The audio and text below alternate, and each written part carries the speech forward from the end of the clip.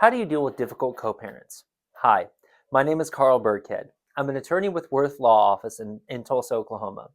I've been practicing family and criminal law for almost 8 years now, and I want to help you make law easy by talking a little bit about what to do when you've got a co-parent that you just cannot get along with.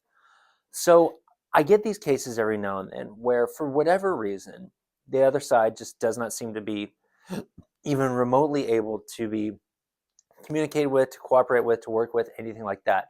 And it usually almost always turns into a situation where my clients find themselves getting dragged back into court time and time again over one bogus filing or another one. To say that that can be frustrating is an absolute understatement. And if you're in that situation, first of all, my heart goes out to you. That's rough.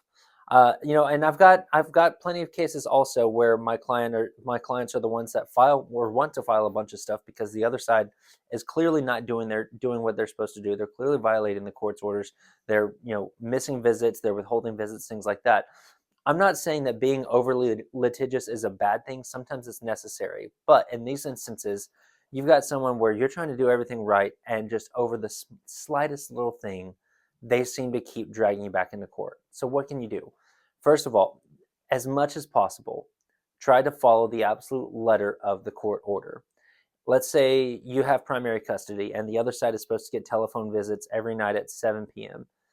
Call at 6:58, because if you're calling at 7:02, odds are they're going to get upset about it. They're going to want to try to file a contempt on you for violating the court order because you were 2 minutes late.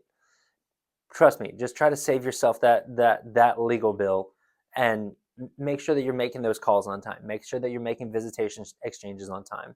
If you're required to pay child support the day that it's due. Pay child support the day that you're able to, even if it's a couple days before it's due. I'm I'm not saying that it's on you to be perfect, because nobody's perfect. But what I'm saying is there's never going to be a court order that I can get you or any one client that's going to require the other side to be a well-adjusted, reasonable, rational human being, much less a good co-parent for you. I can't. And not every situation is going to result in two people being able to part ways, saying, you know what, best of luck, let's go with God and part as friends, and just be there for the kid. Sometimes there's a lot of acrimony in those relationships. So I can't get you a court order that's going to make that acrimony go away. All I can do is get you set up to be the best parent that you can be in these situations, in spite of how your co-parent is acting. If you're in a situation where you just have an absolutely difficult co-parent and you don't know what to do, or the custody arrangement that you're operating under just is not workable with the person you're trying to work it with, give me a call. My name is Carl Birkhead. I'm at Worth Law Office, and I want to help you make law easy.